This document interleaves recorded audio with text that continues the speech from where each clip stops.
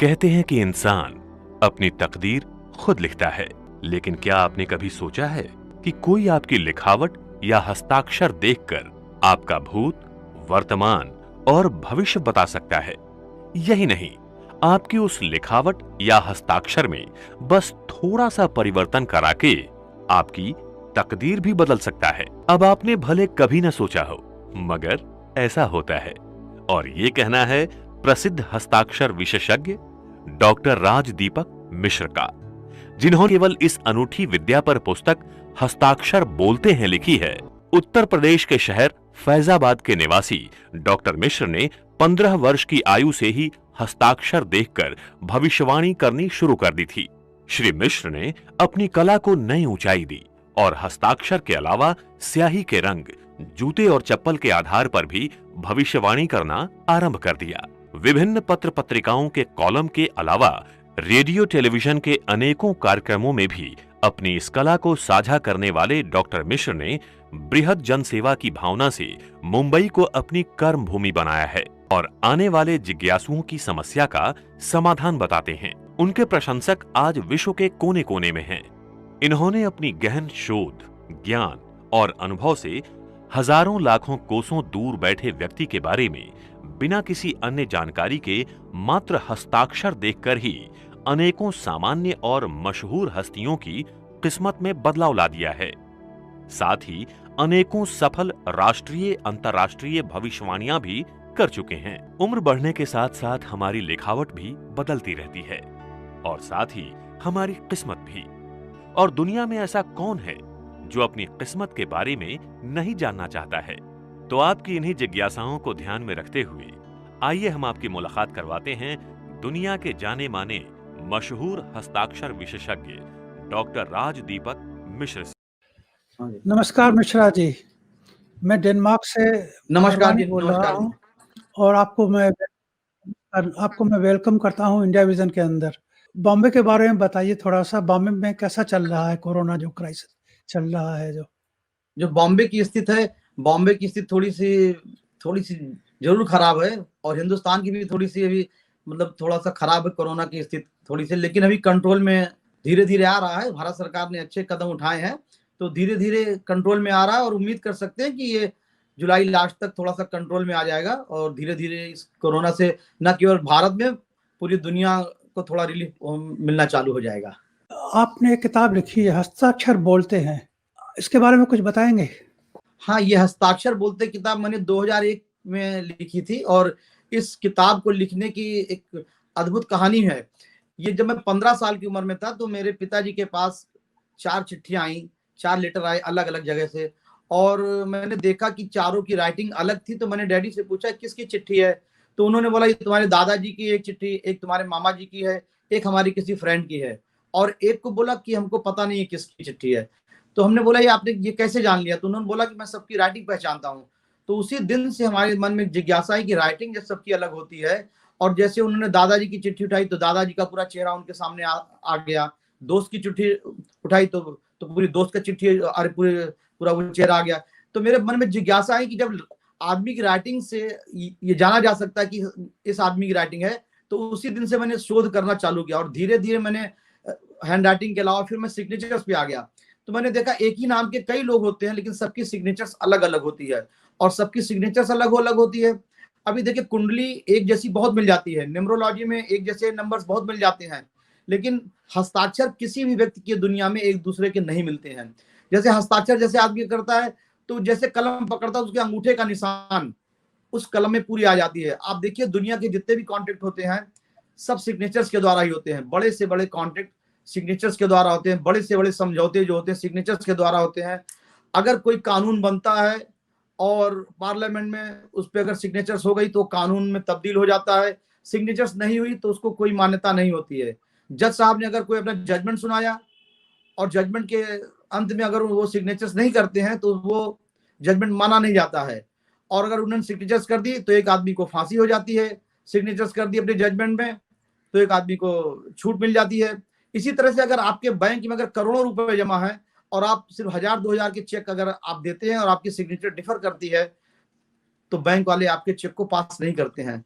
तो मैंने देखा कि आपके सिग्नेचर्स में ऐसी क्या ऐसी बात है कि सिग्नेचर से बड़े बड़े समझौते हो जाते हैं, आपके बैंक से पैसे निकल जाते हैं। उसी पे मैंने शोध करना चालू किया और ज्योतिष से इसको जोड़ दिया।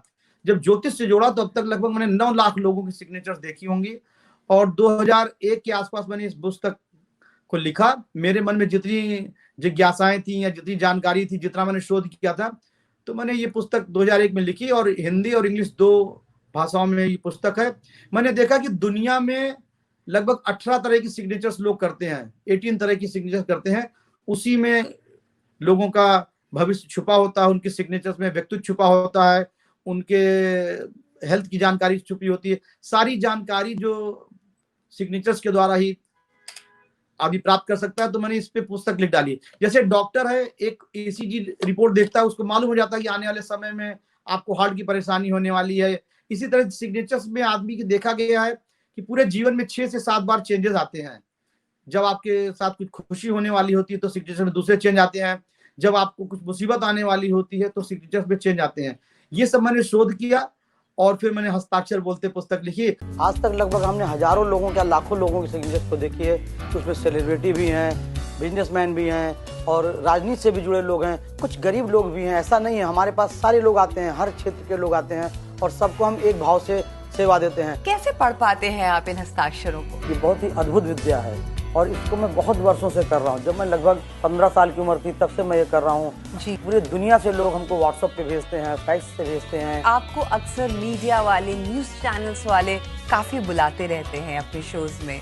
हाँ जी, क्योंकि ये नई साइंस है, ये नई साइंस है, इसको ज्योतिष से मैंने जोड़ रखा है। मिश्रा जी, आपने इसको एक साइंस कहा है, आप इसको साइंस कैसे कह रहे हैं? साइंस इसको ऐसे कर सकते हैं कि ये बिल्कुल परखी हुई विद्या है और परखी हुई साइंस है।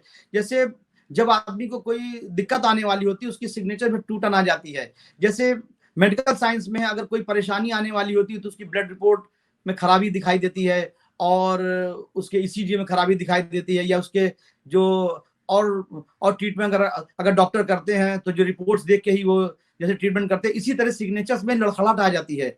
सिग्नेचर्स में वो लड़खड़ाहट कम हो जाती है। जब अच्छी बात होने वाली होती है तो सिग्नेचर्स उनकी चेंज हो जाती है और जब कुछ दुर्घटना होने वाली होती है तो उसमें सिग्नेचर चेंज हो जाती है। इसी को, क्योंकि ये वैज्ञानिक आधार पे, क्योंकि इसको मैंने ज्योतिष से जोड़ा है और ज्योतिष से जोड़ा है तो जितनी प्रेडिक्शन की जा सकती है किसी फलित ज्योतिष से या किसी अन्य ज्योतिष से, हाथ देख के, पामिस्ट्री से, उससे कहीं ज्यादा सिग्नेचर्स के द्वारा अगर भविष्यवाणी की जाती है व्यक्ति के बारे में तो ज्यादा सही उतरती है। क्योंकि मैंने वैज्ञानिक इसलिए इसको बोला क्योंकि किसी की जैसे जन्म तारीख नहीं है तो उसकी कुंडली सही नहीं होती है, किसी की डेट ऑफ बर्थ अगर नहीं मालूम है तो उसको अपने भविष्य के बारे में सही जानकारी नहीं होती। फिर ज्योतिष लोग बोल देते हैं कि आपकी गणना तो इसलिए गलत हो गई क्योंकि आपकी सही डेट ऑफ बर्थ नहीं। लेकिन सिग्नेचर तो आदमी तो तुरंत करता है ना, स्वयं करता है और सामने करता है या खुद की उसकी साइन होती है, तो इसमें सच्चाई ज्यादा आती है और वैज्ञानिक पद्धति को हम मान्यता देते हैं। क्योंकि वैज्ञानिक दृष्टि से सिग्नेचर सर आपने की, आपकी लिखावट है, आपने कलम आपकी है तो, और आपने ही सिग्नेचर्स की है, तो ये इस पे कहा गया फलकथन ज्यादा सही आता है, वैज्ञानिकता के आधार पे ज्यादा सही होता है। आप देख लीजिए दुनिया के कोई भी आदमी, कोई भी व्यक्ति जो सिग्नेचर्स में उनके 6 से 7 बार चेंजेस आते हैं। और जब आप स्वयं शोध करें, दुनिया के लोग शोध कर रहे हैं कि जब जब कोई मुसीबत आती है लोगों की सिग्नेचर में बदलाव देखी गई है, लिखावट में बदलाव देखी गई है। सर, आपने कहा है कि स्याही से फर्क पड़ता है, अगर काले रंग से स्याही से करें तो उससे व्यक्तित्व के ऊपर पड़ता है या ब्लू रंग से करें, ऐसा क्यों? एक रिसर्च के द्वारा हमने अब तक जितनी सिग्नेचर देखी है लोगों के, कि हिंदुस्तान के लोगों को ज्यादा देखी है, ये जो काली रंग की स्याही होता है, ऐसा व्यक्ति आत्मबली होता है, थोड़ा सा अपने काम के प्रति जिम्मेदार होता है, अपनी फैमिली से दूर रहता है। इसका एक कारण है, ब्लैक रंग की जो स्याही होती है, जो ब्लैक कलर होता है, वो ब्लैक कलर अपने प्रति ज्यादा आदमी जागरूक रहता है, अपने प्रति, अपने परिवार के प्रति, और अपने कॉन्फिडेंस को ज्यादा डेवलप करता है। और जैसे ब्लू कलर एक जनरल इंक होती है, जो सामान्य लोग होते हैं वो लोग यूज करते हैं। ब्लैक कलर वो यूज करते हैं जो अपने पिता से, माता से, अपने परिवार से बहुत ज्यादा आगे बढ़ते हैं और अपने काम के प्रति ज्यादा लगाव रखते हैं, जिम्मेदार रहते हैं, ओवर कॉन्फिडेंस रहता है, थोड़ा जिद्दी स्वभाव के रहते हैं, सेल्फ मेड मैन होते हैं, वो ब्लैक रंग की स्याही ज्यादा यूज करते हैं। ये देखा गया है। अभी जैसे यूरोप में है ज्यादातर लोग ब्लैक यूज करते हैं, इंडिया में है ब्लू यूज करते हैं, बहुत से लोग रेड कलम यूज करते हैं, बहुत से लोग ग्रीन कलम यूज करते हैं, लेकिन स्याही जब आप सिग्नेचर्स करते हैं तो किस कलर की स्याही से करते हैं ये ज्यादा महत्वपूर्ण माना गया है, और किस तरह की कलम यूज करते हैं। बहुत से लोग फाउंटेन पेन यूज करते हैं, बहुत से लोग इंक वाली पेन यूज करते हैं, बहुत लोग बॉल पेन यूज करते हैं। और ये भी देखा गया है इस साइंस में कि बहुत से लोग देखिए अलग अलग तरह की कलमें यूज करते हैं। बहुत लोग बहुत महंगी कलम यूज करते हैं, बहुत लोग बहुत सस्ती यूज करते हैं, बहुत लोगों की कलम बार बार खो जाती है, बहुत लोगों को कलम रखने का, संग्रह करने का शौक होता है। बहुत सारे लोग हिंदुस्तान में अपने पास पेन नहीं रखते जेब में, कहीं जाते हैं तो दूसरे से पेन लेते, पेन देना मुझे जरा सिग्नेचर करना है या कुछ लिखना है। तो ऐसे व्यक्तित्व के बारे में कैसे पता कर सकते हैं आप? जो मेरी पुस्तक है, ये आपने बहुत अच्छा क्वेश्चन पूछा। ये जो मेरी पुस्तक हस्ताक्षर बोलते हैं, इसमें मैंने पेन के संबंध में 4 खंड दिए हुए हैं। जो लोग बॉल पेन यूज करते हैं स्याही वाली, जो लोग फाउंटेन पेन यूज करते हैं, जो लोग कलमों का संग्रह करते हैं, जो लोग नाना प्रकार की कलम यूज करते हैं, जो कलम मिल गई जहां भी मिल गई वैसा यूज कर लिया, उनका व्यक्तित्व अलग होता है।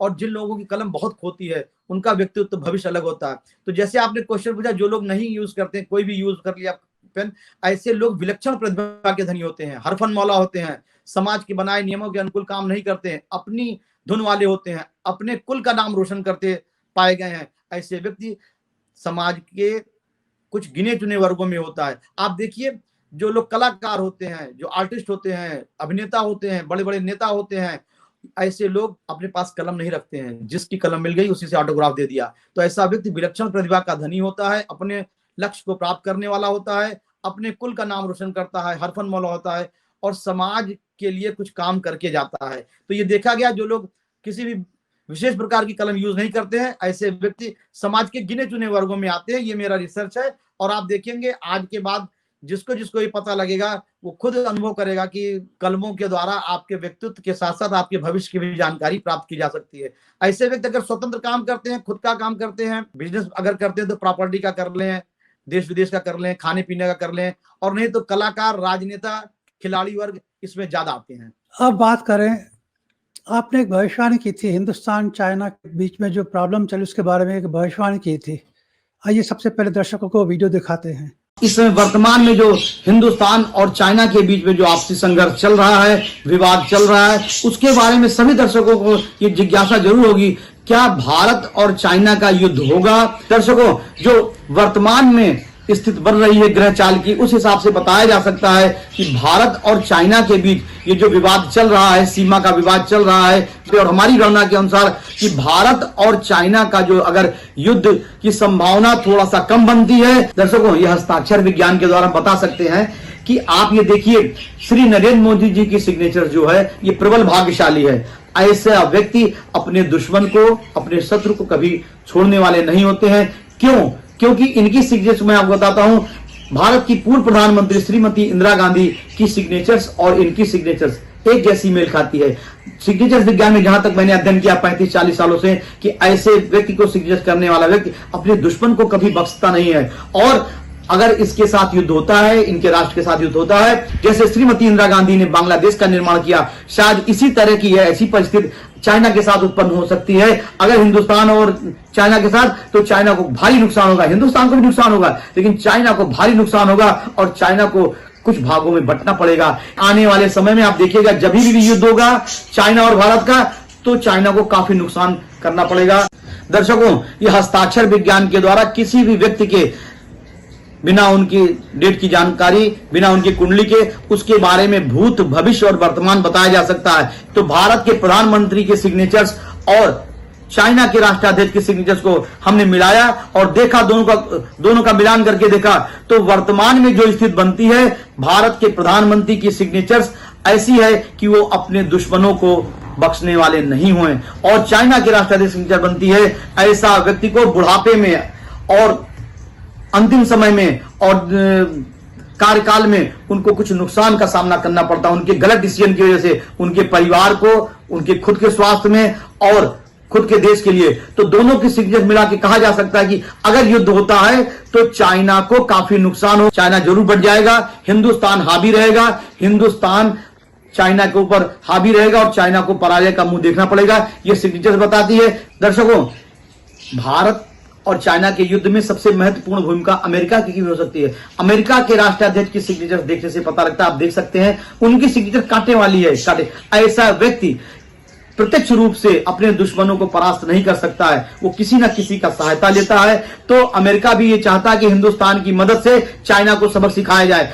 जिस व्यक्ति की सिग्नेचर कांटेदार होती है वो सामने सामने युद्ध नहीं कर सकते, सामने सामने नहीं आ सकते हैं। वो किसी के कंधे पे, ऐसे व्यक्ति किसी के कंधे पे बंदूक रख के अपना निशाना साधते हैं। तो अमेरिका के राष्ट्राध्यक्ष की सिग्नेचर पता लगता है, अगर ये युद्ध होता है तो ये सिर्फ भारत को सपोर्ट करेंगे और भारत को उकसाने का काम करेंगे, भारत को सपोर्ट करेंगे, भारत को उकसाने का भी काम करेंगे, क्योंकि भारत ही चाइना से बदला ले सकता है।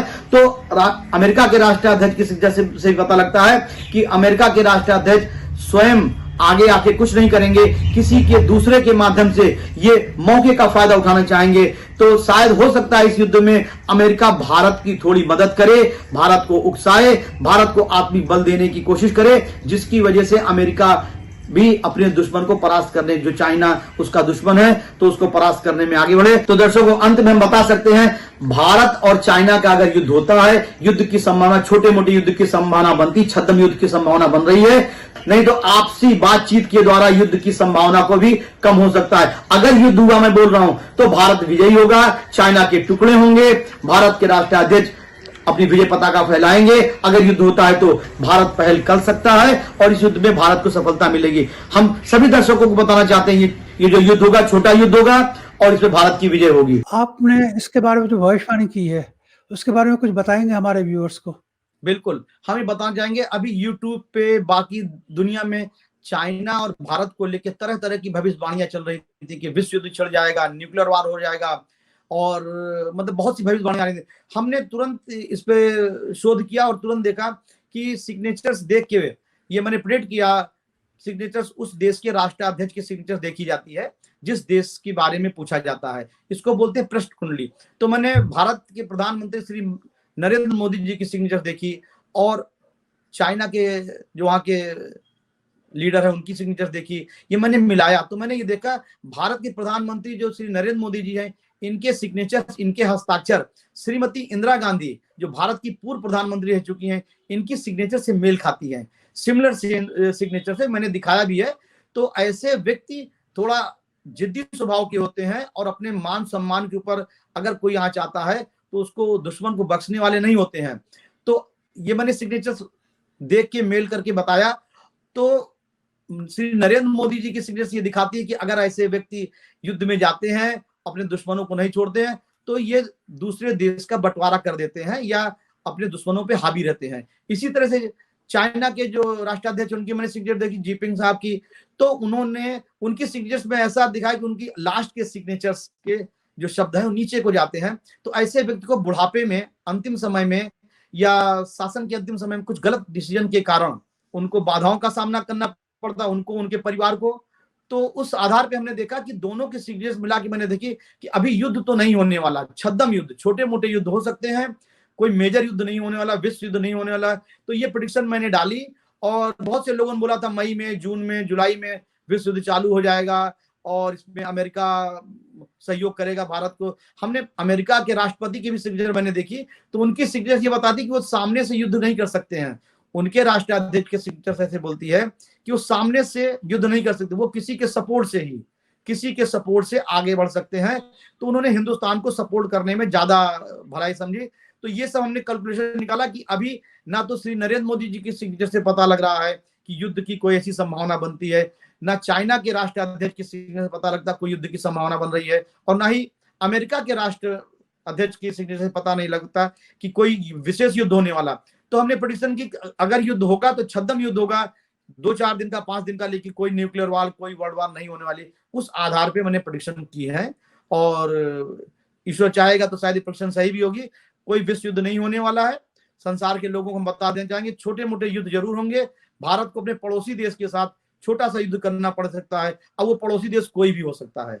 अब आइए बात करते हैं कोरोना क्राइसिस की। आपने इसके बारे में कोई भविष्यवाणी की थी पहले? जी, इसके बारे में मैंने भविष्यवाणी की थी और ये भविष्यवाणी ये कुछ मैगजीनों में छपी थी जनवरी माह में। जैसे हर साल हम करते हैं कुछ भविष्यवाणियां, उसमें मैंने लिखा हुआ था कि इस साल 14 जनवरी से लेकर जून तक के बीच में मानव जात के ऊपर कोई बीमारी के द्वारा, किसी आपदा के द्वारा पूरी दुनिया में कुछ ना कुछ भीषण परेशानी का सामना करना पड़ेगा। ये मैंने प्रेडिक्शन की थी कि बीमारी से, कुछ बीमारी के द्वारा पूरे मानव जात, पूरे संसार के लोग प्रभावित होंगे और जून तक का समय काफी खराब मैंने की थी प्रेडिक्शंस। लेकिन ये कब खत्म होगी, इस प्रेडिक्शन को कर पाना अभी मुश्किल है, क्योंकि बहुत से लोगों ने प्रेडिक्शन की है, तो इस पे, क्योंकि ये प्रेडिक्शन कर पाना बहुत मुश्किल है सर कि कब खत्म होगी। लेकिन फिर भी मैंने ये प्रेडिक्शन की थी जनवरी से लेकर जून के मध्य में मानव जात के ऊपर किसी बीमारी के द्वारा पूरी दुनिया के लिए हाहाकार मचेगा और बीमारी होगी। ये मैंने प्रेडिक्शन की थी और इसकी कटिंग है और ये पेपरों में काफी आया हुआ था। डेनमार्क और भारत के संबंध, राजनीतिक संबंध के बारे में कुछ आपने रिसर्च की है? जहां तक डेनमार्क और भारत के संबंधों के बारे में मैंने थोड़ा जरूर देखा हुआ है कि भारत के जो राष्ट्राध्यक्ष, मतलब हिंदुस्तान के राष्ट्राध्यक्ष प्रधानमंत्री ही मानते हैं, वैसे तो राष्ट्रपति होते हैं, लेकिन मेन पावर प्रधानमंत्री श्री नरेंद्र मोदी जी की सिग्नेचर्स और आपके यहाँ के प्रधानमंत्री की सिग्नेचर्स, इस समय हमने देखा दोनों का मिलाया हुआ है कि दोनों की सिग्नेचर मेल खाती है। तो लिहाजा अगर डेनमार्क के संबंध बहुत दिनों से अच्छे नहीं, तो 2-4 सालों में संबंध अच्छे होना चालू हो जाएंगे। और ये मैं प्रेडिक्शन कर रहा हूं कि आने वाले समय में मार्च 2021 के बाद भारत और डेनमार्क के संबंध व्यापारिक रूप से, राजनीतिक रूप से बहुत मधुर संबंध हो जाने की उम्मीद है। और ये हो जाएगा, आप देखिएगा 2021 भारत और डेनमार्क के लिए जो सारी गिले शिकवे हैं शायद कम हो जाएं। 2021 खत्म होते होते दोनों राष्ट्रों में समझौता, आपसी दोस्ताना और सारे गिले शिकवे खत्म होने की पूरी उम्मीद है सर। संबंध तो यहाँ के राजदूत बनाते हैं। भारत के राजदूत अजीत गुप्ते यहाँ डेनमार्क में है और डेनमार्क के राजदूत हिंदुस्तान में स्वेन स्वाने हैं। तो आपने उनकी सिग्नेचर को स्टडी किया है? मैंने गुप्ता साहब की सिग्नेचर देखी हुई है, लेकिन डेनमार्क के राजदूत की सिग्नेचर मेरे पास नहीं है। उनकी फोटोग्राफ मैंने देखी हुई है, और यहाँ के भी जो राजदूत डेनमार्क में है गुप्ते साहब, उनकी देखी हुई। तो दोनों की फेस रीडिंग से भी पता लगता है कि आपसी संबंध बहुत अच्छे होने की उम्मीद तो हम नहीं बोल सकते, लेकिन संबंध सुधरने की उम्मीद जरूर बोल सकते हैं। दोनों के संबंध सुधरेंगे और मार्च के बाद ये संबंध आपस में सुधरेंगे। दोनों तरफ से दोनों के राजदूत आपसी कुछ समझौते के द्वारा या कुछ अपने पावर और विवेक का इस्तेमाल करके दोनों देशों के साथ समझौता जरूर सुधरेगा। और आने वाले समय में 2021 दोनों देशों के लिए अच्छा रहेगा। और ये हम बोल सकते हैं कि दोनों देशों के राजदूत जो हैं वो आपसी समझौते के द्वारा या कुछ ऐसे निर्णय लेंगे, कुछ ऐसे सहयोगात्मक काम करेंगे कि दोनों देशों के बीच जो आपसी थोड़ा सा मनमुटाव है उसकी दूरियां जरूर कम होगी। मैंने सिग्नेचर मैंने गुप्ता साहब की देखी हुई है, लेकिन डेनमार्क के उनकी नहीं देखी हुई है, तो फोटोग्राफ उनकी देखी हुई है। तो लिहाजा उनके फोटोग्राफ फेस रीडिंग से ही पता लगता है कि समझौते आगे होंगे, जरूर होंगे और संबंध अच्छे बनेंगे। अच्छा, अब आइए बात करते हैं कपड़ों की और जूतों की। आपने जूतों के बारे में लिखा कि जूतों से भी आदमी की पहचान हो सकती है, इसके बारे में थोड़ा बताइए। जी सर, ये मैं थोड़ा बचपन से ही बड़ा जिज्ञासु किस्म का व्यक्ति रहा हूं, तो हर चीज में खोज करता हूं। तो मैंने ये देखा जब सिग्नेचर्स के द्वारा हर आदमी सिग्नेचर्स लिखावट अलग अलग होती है, तो मैंने ये मार्क किया कि हर आदमी के जूते और चप्पल अलग अलग किस्म के होते हैं। हर को पसंद अलग अलग किस्म के जूते होते हैं, अलग अलग कलर के, अलग अलग तरह से। कोई फीते वाले जूते पहनता है, कोई पंप शू पहनता है, कोई ब्लैक शू पहनता है, कोई ब्राउन, कोई बहुत से अलग तरह के शू पहनता है। किसी की हिल ज्यादा होती है, किसी की हिल कम होती है, किसी के जूते बार बार खो जाते हैं, किसी के जूते जल्दी टूट जाते हैं, किसी के जूते बहुत दिन तक नहीं टूटते हैं। मैंने ये भी देखा कि बहुत से लोग रोज पॉलिश करते हैं, बहुत से लोग एक ही बार पॉलिश करते हैं। तो इस सब पे मैंने रिसर्च किया और देखा कि हर आदमी का जूता और हर आदमी का चप्पल उसके व्यक्तित्व के साथ साथ उसके भविष्य, वर्तमान और भूत की जानकारी देता है। आपको ये जान के आश्चर्य होगा, हर आदमी को मैंने ये देखा हुआ है। और किसी भी व्यक्ति के जूते या चप्पल को देख के हम बता सकते हैं उसने यूज किया हो वो जूते चप्पल 2-4-6 महीने यूज किया हो, बिल्कुल उसके नए ना हो।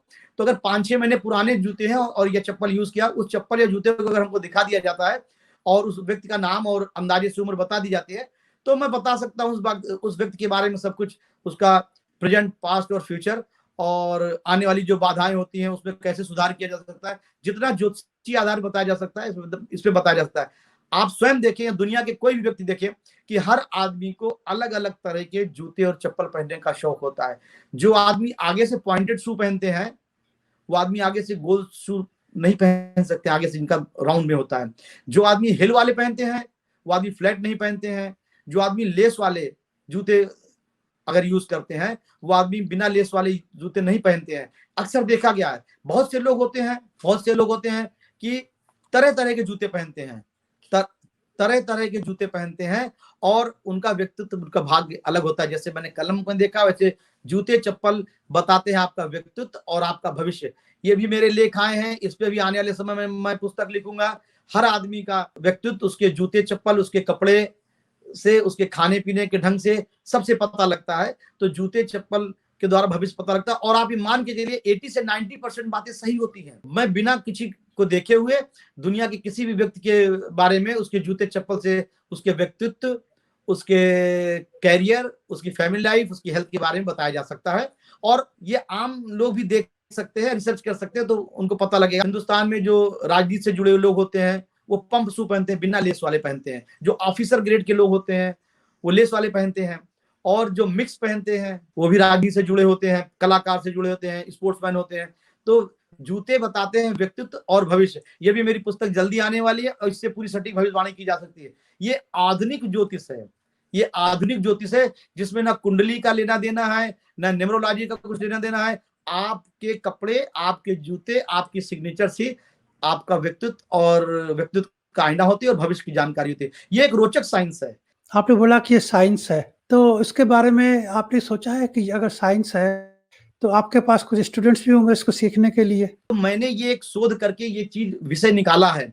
जितनी मेरी जानकारी, जितना मेरा शोध है उसके अनुसार मैंने इसको ज्योतिष से जोड़ा हुआ। आने वाली पीढ़ियां, आने वाले समय अगर इस पे रिसर्च करते हैं, लोग रिसर्च करते हैं, तो सूक्ष्म से सूक्ष्म जानकारी प्राप्त की जा सकती है। सर, ये जो पहली शोध होती है, पहला जो खोज होती है, वो पूरी परफेक्ट नहीं कही जा सकती है। लेकिन उस खोज को अगर तराशा जाए और तराशा जाए, उसके ऊपर काम लगे, लोग काम करें। अब दुनिया के किसी भी कोने में ज्योतिष के ऊपर इस संस्था को या किसी ज्योतिष को कोई भी ग्रांट नहीं मिलती, कोई भी आर्थिक मदद नहीं मिलती, कोई भी सरकार हो। उसके बाद उम्मीद करते हैं ज्योतिष से कि ये 100% सही हो। ज्योतिष के ऊपर और इस साइंस के ऊपर अगर दुनिया के लोग कुछ पैसे खर्च कर सकें, इनके शोध पर खर्च कर सकें, तो आने वाले समय में आप देखेंगे इस साइंस को बहुत आगे बढ़ाया जा सकता है। और इतना ही नहीं, अपने हस्ताक्षर में चेंज करके, अपने जूते चप्पल में चेंज करते आने वाली समस्या से उसमें छुटकारा पाया जा सकता है। अगर आपको बहुत सफलता नहीं मिल रही है, आपकी शादी रुकी हुई है, आपको नौकरी नहीं मिल रही है, आपकी बीमारी बहुत दिनों नहीं हो रही जा रही है, तो इन सब समस्याओं को आपके सिग्नेचर्स को चेंज करके, आपके जूते चप्पल को चेंज करके और आपके रहन सहन को चेंज करके चेंज किया जा सकता है। सर, आप जैसे सिग्नेचर आप चेंज करेंगे, आपके व्यक्तित्व में, आपके भविष्य में और आपके वर्तमान में और आपके स्वभाव में चेंज आ जाता है। और जब आपके व्यवहार में चेंज आएगा तो आपके भविष्य में जरूर चेंज आएगा। ये बिल्कुल आजमाया हुआ। आप अपनी सिग्नेचर चेंज करिए, अपनी किस्मत में आशा के अनुकूल सफलता प्राप्त करिए। मैंने लोगों को सजेशन देते हैं, लोगों को बताते हैं कि हस्ताक्षर चेंज करें, अपना व्यक्तित्व और भविष्य दोनों चेंज करें। लोगों ने फायदा उठाए हैं, मेरे पास बहुत से लोग जुड़े हुए हैं, लोगों को काफी फायदा हुआ है। इसी तरह से, क्योंकि जब सामने प्रत्यक्ष इसका प्रमाण आता है, जब प्रत्यक्ष लाभ होता है, तो इसको साइंस की श्रेणी में रखा जाता है। इसको कोई गूढ़ विद्या या कोई कपोल कल्पनी बातें नहीं। आपके प्रेजेंट टाइम से अच्छी नहीं जा रही है, जैसे आपका वर्तमान में समय अच्छा नहीं जा रहा है, तो आप थोड़ा सिग्नेचर चेंज करें, स्याही चेंज करें और कलम चेंज करें। आप देखें आपके व्यक्तित्व में, आपके किस्मत में जो रुकावटें आ रही हैं, आशा के अनुकूल सफलता मिल जाएंगी। और इसमें ना किसी ज्योतिष की जरूरत है, ना किसी तंत्र की, ना किसी मंत्र की। सिर्फ आपके मात्र एक सिग्नेचर, स्याही और कलम को चेंज करिए, अपना भाग्य चेंज करके देखेंगे। और 40 से 60 दिन के अंदर देखा गया है कि परिवर्तन होते देखा गया। सर, तो आपको एक सिग्नेचर को स्टडी करने में कितना टाइम लगता है? हमको एक सिग्नेचर को स्टडी करने में 3 से 4 मिनट लगते हैं, मैक्सिमम 5 मिनट मैक्सिमम लगते हैं। किसी भी व्यक्ति की सिग्नेचर आप दिखा दें, हम आपको बताना चालू कर दें। हमको 4 से 5 मिनट लगते हैं, उससे ज्यादा नहीं लगते सर। और आपने बोला कि आपके पास लोग आते हैं सलाह लेने के लिए, अपना भविष्य जानने के लिए। बड़े बड़े लोग भी आते हैं, गरीब लोग भी आते हैं, तो उनको आप समाधान उसी टाइम दे देते हैं? हाँ, मेरे साथ ये है कि मैं उसी समय समाधान दे देता हूँ, उसी समय फिर दोबारा मेरे पास आने की जरूरत नहीं होती है। उनका प्रेजेंट, पास्ट, फ्यूचर बोल के दे देता हूँ, लिख देता हूँ। और उसके बाद दोबारा कोई क्वेश्चन पूछना, वो पूछते रहते हैं फोन से हमको। और ये है, और आप ये मान के चलेंगे कि उनको लाभ होता है। और आपको एक जानकारी मैं दे दूं कि अगर ये साइंस और इस विद्या को हमने हिंदुस्तान के बड़े बड़े कॉर्पोरेट के लिए काम किया हुआ है। एमबीबीएस एमडी डॉक्टर जो होते हैं बड़ी बड़ी कंपनियों के, उनके लिए मैंने काम किया है। मैक्लॉड के लिए काम किया है, और एरेस्टो के लिए काम किया है, और अभी भारत सीरम के लिए काम किया है। इनके एमबीबीएस एमडी जो डॉक्टर होते हैं, उनकी सिग्नेचर्स कंपनी हमसे उनको सिग्नेचर लाती है एज ए गिफ्ट। उनकी सिग्नेचर एनालिसिस हमसे करवाती है, और मैं वो सिग्नेचर एनालिसिस करके और डॉक्टर लोगों को बिना देखे हुए उनके बारे में लिख के भेजता हूँ। आप ये जान के आपको आश्चर्य होगा कि उन लोगों का रिस्पांस इतना अच्छा आता है, फिर वो डायरेक्ट हमसे अपने बच्चों की दिखवाते हैं और लोगों को दिखवाते हैं, लोगों को अच्छा लगता है। तो बड़े बड़े कॉर्पोरेट लोग हमसे अपनी सेवाएं लेते हैं, और पढ़े लिखे लोग, ऐसा नहीं कि बड़े बड़े पढ़े लिखे लोग जो वैज्ञानिक हैं, जो डॉक्टर हैं, जो इंजीनियर हैं, बड़े बड़े वरिष्ठ नेता हैं, अभिनेता, उन लोगों को अच्छा लगता है कि मात्र सिग्नेचर से ही किसी के बारे में कैसे बताया जा सकता है। तो उनकी जिज्ञासा रहती है। हमें, और ये साइंस को मैंने एज ए मस्ती लिया था, एज ए शौक लिया था, फिर मैंने एज ए प्रोफेशन कर लिया, और इसमें आगे बढ़ते जा रहे हैं। तो बड़ी बड़ी कंपनियां, मेडिकल कंपनियों के लिए, मैंने डॉक्टरों के लिए बहुत काम किया है। आइए वापस आपके बचपन की तरफ चलते हैं। आपने कहा कि 15 साल की उम्र में आपके उसको ऊपर रिसर्च चालू की। जब मैं 15 साल की उम्र में था तो मैंने ये रिसर्च चालू की। तो पहले गलत होती थी, फिर सही होती थी, फिर मैं लोगों से पूछता था कि आपके बारे में मैंने जो बताया सही कि नहीं, फिर मैं उसको लिखता जाता था।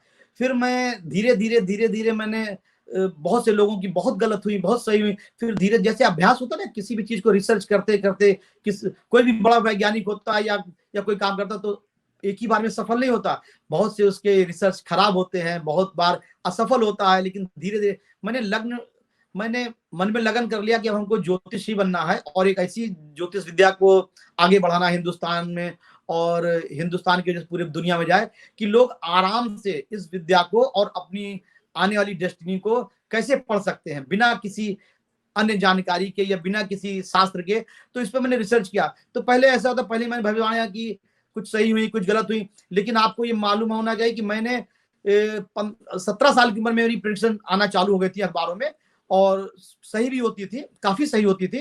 तो लोग आश्चर्यचकित रह जाते थे, और मैं भी आश्चर्यचकित रह जाता कि ये कैसे। फिर मैं धीरे धीरे, पहले हमको लगते थे 7 से 10 मिनट लगते थे एक सिग्नेचर को देखने, फिर धीरे धीरे अभी तो 3 से 4 मिनट मुझको लगते हैं। और फिर मैं धीरे धीरे समाज में लोगों के सामने बताने लगा, मोहल्ले में बताने लगा, शहर में बताने लगा, अपने कॉलेज में बताने लगा। तो हमको इस विद्या से इतना फायदा हुआ कि जब मैं कॉलेज में गया और यूनिवर्सिटी में गया, तो मैं अपने टीचर लोगों की सिग्नेचर देखता था, तो वो हमारी और उनके बारे में बताता था, बातें सही होती थी, तो हमको बहुत सपोर्ट कर देते थे। हमको पढ़ाई में, हमको क्वेश्चन हेल्प कर देते थे, हमको मार्क्स देने में हेल्प कर देते थे। और इसी विद्या की बदौलत मुझको स्पोर्ट्स में अच्छी स्थान मिल जाता। मैं स्पोर्ट्समैन था, तो अच्छी जगह हमको, मतलब हमारा सिलेक्शन लोग कर लेते थे कि भाई ये तो सिग्नेचर वाला है, उसके बारे में बताएं। तो इस विद्या से हमको फायदा बहुत हुआ। लोगों ने इंकरेज किया, लोगों ने, मेरे शहर के लोगों ने, मेरे दोस्तों ने इस पे कभी हंसी नहीं किया, उन्होंने इंकरेज किया कि अच्छा चलो आगे बढ़ो। मेरे पिताजी ने कभी हमको ये नहीं बोला कि आप डॉक्टर बन जाओ, इंजीनियर बन जाओ, प्रोफेसर बन जाओ। उन्होंने मतलब जो बनना हो बनो। तो उन्होंने बोला कि आपको जो करना। तो मैंने इस विद्या को, जब इससे मुझको पैसे मिलने चालू हो गए, लोगों की शोहरत मिलने चालू हो गई, वाहवाही, तो मैंने इस विद्या को प्रोफेशन कर लिया। और यूनिवर्सिटी में मैं स्पोर्ट्स में इसी की बदौलत गया, और मैंने 4 MA किए, PhD किया, तो सब इसी की बदौलत किया। हिंदुस्तान के रेडियो में, टीवी में हमारे बहुत इंटरव्यू हुए, रेडियो आकाशवाणी में, लखनऊ में इस विद्या को लेके मेरे बहुत इंटरव्यू हुए, और लोगों ने बहुत हमको प्रोत्साहित किया कि इसको आप लगो।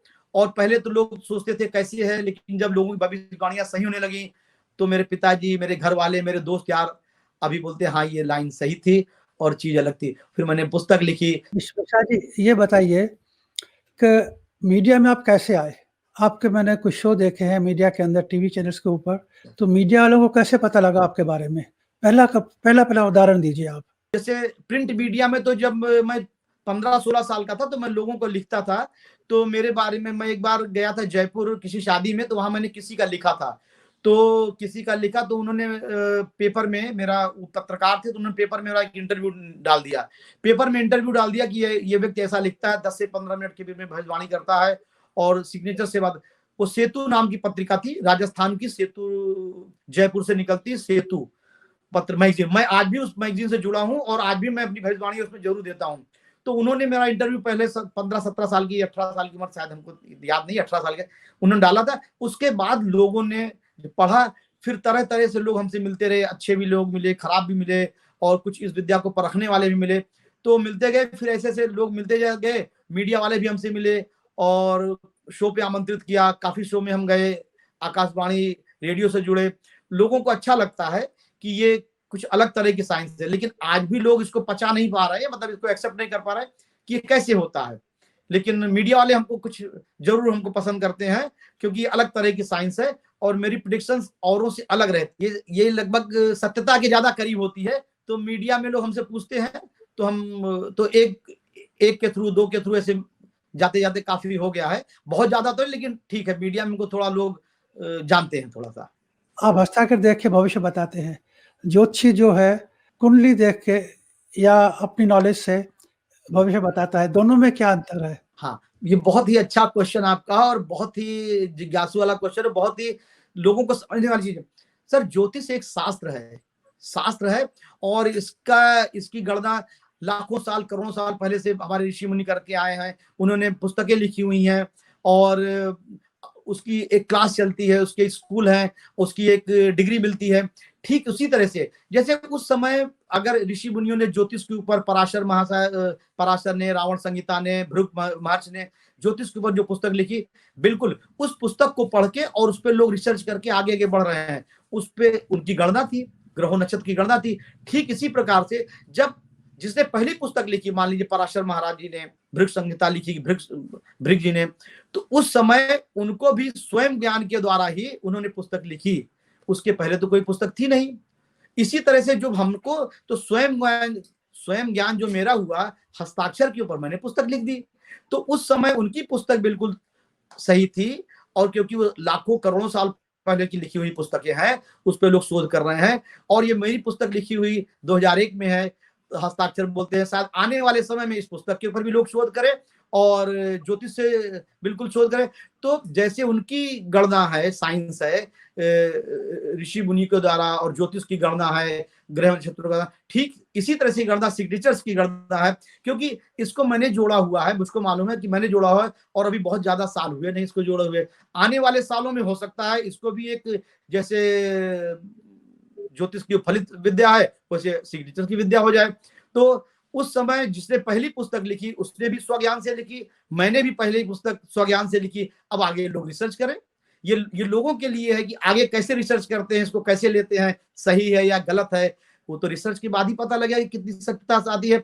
आपको ये जान के आश्चर्य होगा कि फलित ज्योतिष से ज्यादा इस पे सटीक फल कथन आ जाते हैं। क्योंकि कुंडली तो गलत हो सकती है, समय गलत हो सकता है, लेकिन सिग्नेचर तो उसी व्यक्ति का हो सकता है। दुनिया के कोई भी व्यक्ति अपनी सिग्नेचर कहीं से भी करे तो सिग्नेचर तो उसी की होगी। आप करंट सिग्नेचर करें, कुंडली तो वही है, एक ही कुंडली है जो हमेशा चलती रहेगी, जो जन्म से कुंडली बनी हुई है, अंतिम समय तक कुंडली हुई रहेगी। लेकिन सिग्नेचर्स आपके तत्काल की गणना करते हैं, तुरंत की गणना करते हैं।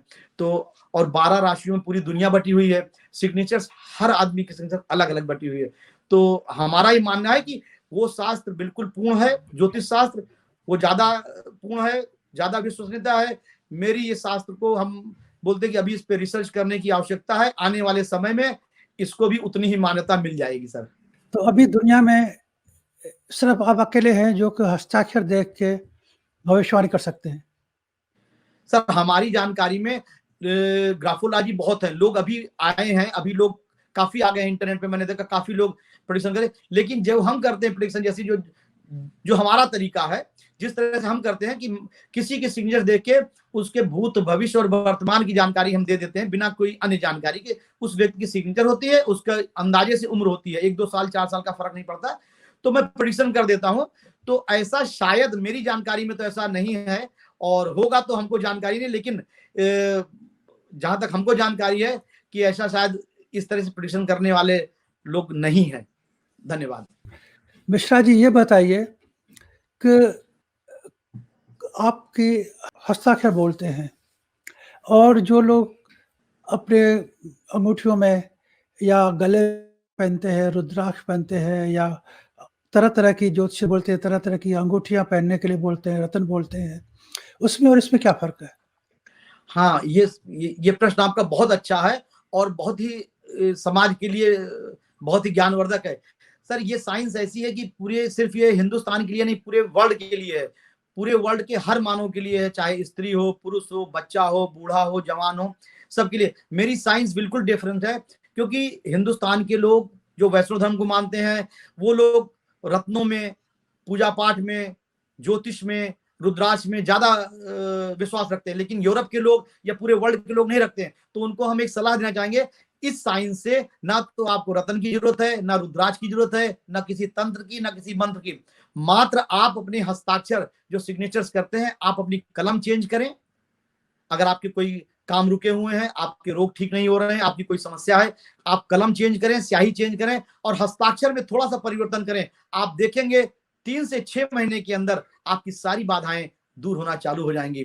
तो ये बहुत महत्वपूर्ण क्वेश्चन है और बहुत महत्वपूर्ण जानकारी ये है कि अगर पूरे वर्ल्ड के कोई भी व्यक्ति, स्त्री हो, पुरुष हो, बच्चा हो, बूढ़ा हो, कोई भी, मात्र बिना किसी तंत्र मंत्र के, बिना किसी नग के, बिना किसी पूजा पाठ के उनके आने वाली बाधाओं को कैसे दूर की जा सकती है, तो मात्र अपने हस्ताक्षर को चेंज करें। हस्ताक्षर चेंज नहीं कर सकते हैं तो अपने मान लीजिए उनके बैंक में सिग्नेचर्स है तो उसको चेंज नहीं कर सकते हैं, तो उनको एक सलाह देना है, एक डायरी में या एक कॉपी में रोज 108 बार या 100 से ज्यादा बार रोज नई सिग्नेचर्स करें, नई स्याही के साथ।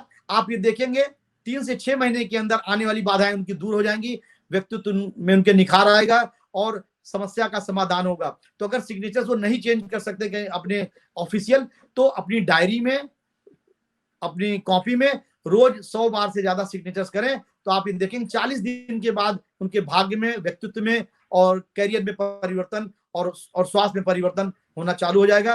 तो ये तंत्र मंत्र से दूर है, रत्नों से दूर है, तो दुनिया का कोई भी व्यक्ति इस साइंस से लाभ उठा सकता है। ये सबके लिए है। ये एक ऐसी साइंस है कि इसमें न किसी बात का खर्चा, न किसी बात की टेंशन, न किसी से सहयोग लेने की जरूरत होती है। स्वयं के बल से अगर आप करते हैं, अपनी स्याही, कलम और सिग्नेचर चेंज करते हैं, तो आप देखेंगे आशा के अनुकूल सफलता प्राप्त हो जाती है। मिश्रा जी, एक बात और है, बच्चे जो होते हैं, जब टीनेजर होते हैं, 14-15 साल के, जो प्रोफेशन चूज करना चाहते हैं, तो उनके पेरेंट्स बोलते हैं कि जी आप डॉक्टर बनिए, आप इंजीनियर बनिए। उस टाइम पे उनकी सिग्नेचर तो नहीं होती ढंग, यानी कि फ्लक्चुएटेबल होती है, वो हमेशा चेंज करते रहते हैं सिग्नेचर। तो आप समझते हैं कि सिग्नेचर चेंज करने से उनका ध्यान को या उनकी रुचि को चेंज किया जा सकता है? जैसे कोई डॉक्टर बनना चाहते हैं, माँ बाप कहते हैं नहीं जी आप इंजीनियर बनिए या आप पायलट बनिए, तो सिग्नेचर चेंज करने से ऐसा कुछ हो सकता है? सर, ये जो आपका ये प्रश्न है बहुत अद्भुत और बहुत ही अच्छा है। तो मैं ये पूरी दुनिया के लोगों को सलाह देना चाहूंगा, जिन लोगों ने अपनी सिग्नेचर अभी चालू की है, जो बच्चे हैं, खासकर यूथ, अगर वो अपने प्रोफेशन में जाना चाहते हैं, मान लीजिए वो डॉक्टर बनना चाहते हैं और उनकी सिग्नेचर इंजीनियर वाली है, इंजीनियर बनना चाहते हैं उनकी सिग्नेचर स्पोर्ट्स वाली है, स्पोर्ट्स मैन बनना चाहते हैं उनकी सिग्नेचर टीचर वाली है, तो वो अगर अपनी सिग्नेचर पहले से ही चेंज कर देंगे, जिस लाइन में जाना है उस तरह की सिग्नेचर अगर करेंगे, तो उनके व्यक्तित्व के साथ साथ उनके भाग्य में और उनको आशा के अनुकूल सफलताएं, कम परिश्रम से ज्यादा सफलता मिल जाएगी। दुनिया के सारे बच्चे जो अभी सिग्नेचर करना चाह रहे हैं, अपने प्रोफेशन के अनुसार अगर अपनी सिग्नेचर बनाते हैं, तो उनके लिए, उनके व्यक्तित्व के लिए, उनके किस्मत के लिए, उनके प्रोफेशन के लिए बहुत अच्छा होगा। अब आप ये पूछेंगे ये कैसे पता लगेगा कि कौन सा व्यक्ति कैसी सिग्नेचर करे, इंजीनियर वाला कौन सा करे, डॉक्टर वाला? तो ये मेरी पुस्तक जो हस्ताक्षर बोलते हैं, इसमें एक सब्जेक्ट और एक खंड दिया गया है कि आपकी सिग्नेचर्स किस प्रोफेशन से होनी चाहिए, जो सिग्नेचर्स है किस प्रोफेशन वाली सिग्नेचर्स होनी चाहिए। जैसे डॉक्टर को कैसी सिग्नेचर करनी चाहिए, इंजीनियर्स को कैसी सिग्नेचर करनी चाहिए, वो 2 डॉट लगावे, बहुत से देखा गया पूरी सिग्नेचर लोग करते हैं, लोगों का पहला शब्द बड़ा होता है। उस हिसाब से वो इस पुस्तक में दिया गया है कि इस पुस्तक के द्वारा आप देख सकते हैं कि डॉक्टर की सिग्नेचर कैसी होती है, तो उसमें ज्यादा सफलता। किसी को खिलाड़ी बनना है तो उसकी सिग्नेचर में क्या सुधार होना चाहिए, उसके नीचे 2 लाइन होनी चाहिए। किसी को अगर इंजीनियर बनना है तो ब्लैक रंग की स्याही और कांटे वाली सिग्नेचर होनी चाहिए। किसी को अगर सामाजिक बनना है तो उनकी गोल गोल सिग्नेचर होनी चाहिए, सारे शब्द राउंड राउंड हो, उनमें नोक ना हो। तो उस पुस्तक के द्वारा, इस पुस्तक में एक खंड है कि आपके प्रोफेशन, आपकी सिग्नेचर्स के द्वारा ही आप जान सकते हैं। अपनी सिग्नेचर्स के द्वारा आप अपने प्रोफेशन को चुन सकते हैं। मान लीजिए आपकी सिग्नेचर्स आपके प्रोफेशन के अनुकूल नहीं है, तो आप सिग्नेचर चेंज करके उस प्रोफेशन की तरह सिग्नेचर करिए, तो आपको ज्यादा सफलता मिलेगी, अच्छी सफलताएं मिलेंगी। ये देखा गया है, सिग्नेचर्स अगर आपके उसी प्रोफेशन से मेल खाती है, जिस प्रोफेशन को आप करना चाहते हैं, तो आपको अच्छी सफलताएं मिल जाएंगी। आपने देखा होगा कि जो राजनेता लोग होते हैं, बड़े बड़े लोग होते हैं, बिजनेसमैन होते हैं, खिलाड़ी लोग होते हैं और अभिनेता नेता होते हैं, उनकी सिग्नेचर्स डिफरेंट होती है। तो उनकी सिग्नेचर्स उन्हीं के अनुकूल होती है। हमसे लोग सलाह भी लेते हैं, मैं लोगों को सिग्नेचर्स बताता भी हूँ कि आपको इस प्रोफेशन में जाना है तो इस तरह की सिग्नेचर करें। सिग्नेचर्स में सुधार करने के लिए हम लोगों को सजेस्ट भी करते हैं कि आपके व्यक्तित्व, आपके प्रोफेशन के अनुसार आपकी सिग्नेचर्स क्या होनी चाहिए। तो जो बच्चे हैं जो अभी सिग्नेचर्स अभी जो जो जो अरे करना चाह रहे हैं, वो अपनी सिग्नेचर्स में सुधार करें तो अपने प्रोफेशन के अनुकूल, तो उनको अच्छी सफलता मिल जाएगी। हमारी वेबसाइट है, उस पर ये पुस्तक मेरी डाउनलोड कर सकते हैं। उस पुस्तक के द्वारा निःशुल्क देख सकते हैं कि आपका प्रोफेशन क्या होगा और आपकी साइन क्या बोलती है। अपने प्रोफेशन के अनुसार अपनी साइन को चेंज करें, स्याही को चेंज करें, कलम को चेंज करें, तो आपको आशा के अनुकूल सफलता मिल जाएगी। तो सभी युवाओं को, सभी जो छोटे उम्र के बच्चे हैं, उनको हम सलाह देना चाहेंगे, जिस लाइन में वो जाना चाहते हैं अपनी सिग्नेचर्स स्वयं चुने और उस सिग्नेचर्स के अनुकूल अपना प्रोफेशन चालू करें, तो उनको आशा के अनुकूल सफलता और अच्छी सफलताएं मिलेंगी सर। अच्छा, अभी ये बताइए, अगर डेनमार्क से कोई आपको कांटेक्ट करना चाहे तो कर सकते हैं आपको कांटेक्ट? बिल्कुल सर, उनका स्वागत है। पूरी दुनिया से मेरे पास लोग वो संपर्क करते हैं। मेरा व्हाट्सएप नंबर है, मेरा फोन नंबर है।